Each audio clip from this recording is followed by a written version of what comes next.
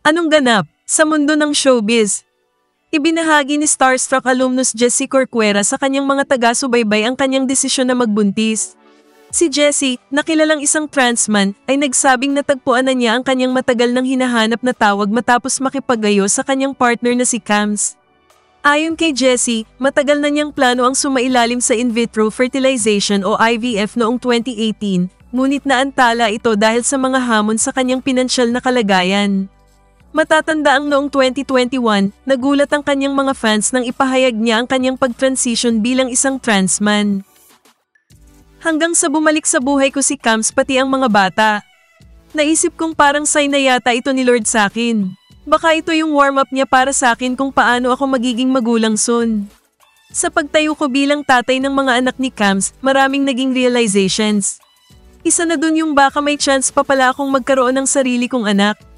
Fast forward ngayong taon, di ko in-expect na mabubuo siya through my last option na ako ang magdadala pero sobrang thankful ako na pinagkaloob ito ng Diyos sa akin. Hindi naging madali ang prosesong ito para sa akin kaya sana hindi nyo rin ganun kadaling husgahan kung anong nakikita nyo ngayon. Pagbabahagi ni Jessie. Ibinahagi rin ni Jessie na matagal na niyang pinapangarap na magkaroon ng sariling anak.